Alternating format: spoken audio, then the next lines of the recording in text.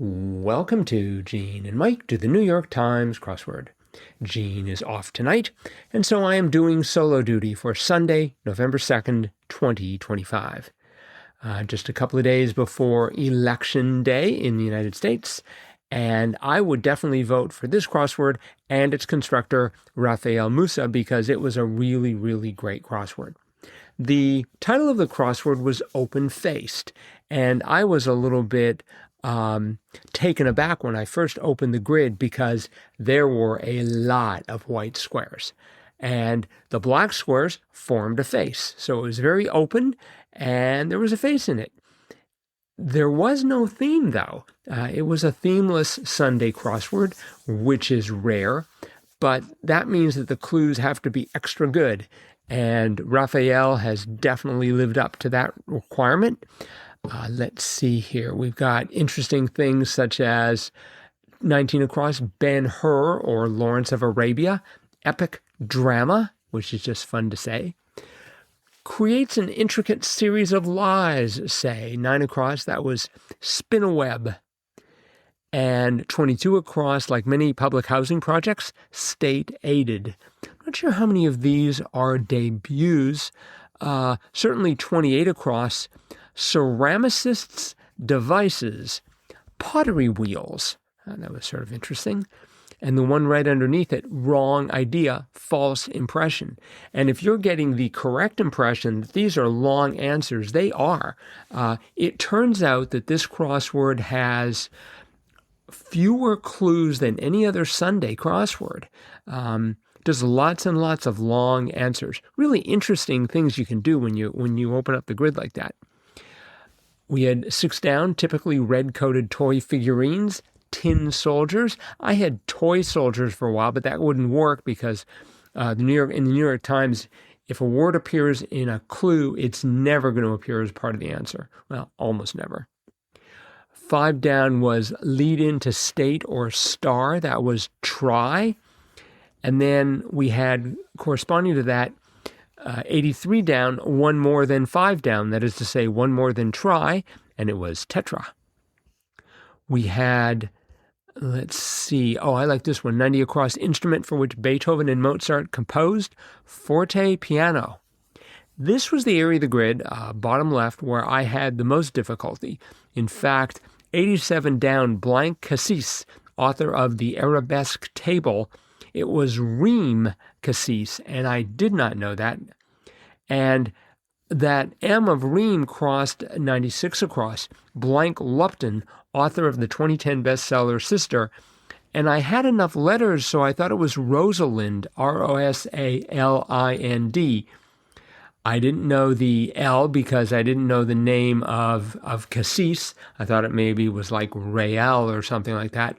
And then the clue next to it, 91 down, Nittany Lions, short for school, and that is PSU, which I really don't know where that is. I'm thinking maybe it's Pacific State University, although there's no state called Pacific in the United States, so I really have no idea where PSU is.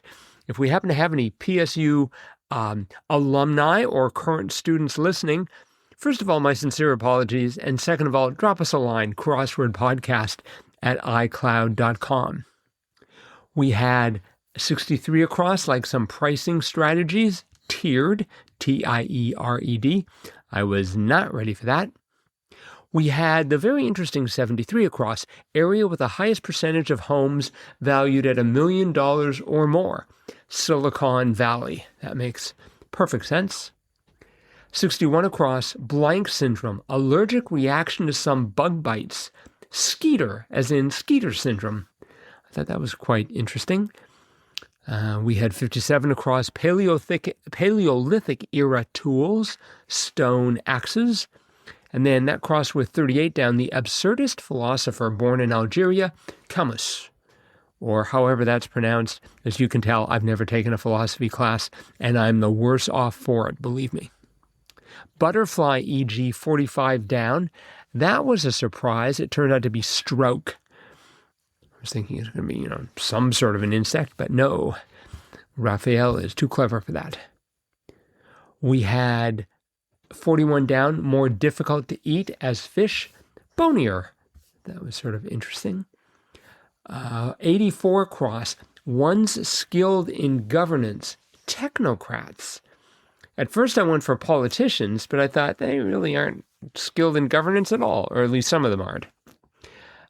We had a 94 cross, again in that area of the grid where I was sort of flailing around a bit. What might have green rooms? And I thought that was some sort of a reference to where people about to go on stage, say on the Tonight Show or something like that, they would wait in these green rooms. But this was an entirely different kind of green room. The answer was Eco Resort. 97 across remains a mystery to me, and since Jean is not here, I'm not going to be able to resolve it anytime soon. 97 across, quarter barrel containers of beers, pony kegs. Not sure why pony kegs are quarter barrels, but I'm sure there's a perfectly good reason for it. We had 66 down, person idolized by a niche audience, cult hero. That definitely sounds like that should be a debut answer, but it is not. Cult hero has in fact appeared 3 times in the New York Times crossword, 2020, 2024, and now today. I was having trouble in a whole bunch of places actually, but 62 down was another place where I was having to sort of guess a little bit. Musical instruments that become other musical instruments when an F is added to the front. So I had lutes, which made perfect sense with flutes, but that meant that 62 across, actress and model Allie Blank was Allie Larder. I really wanted it to be Carter, but in fact it was Larder, and 62 down was indeed lutes, because when you get down to it, I couldn't think of any other instrument other than lute and flute that would be so related. We had 32 down, flag thrower, NFL referee. That was an interesting answer. And tick off, of course, I shouldn't say of course, but if you've been doing the crosswords for a while, you'll immediately think of myth when you're told that it's 4 letters long.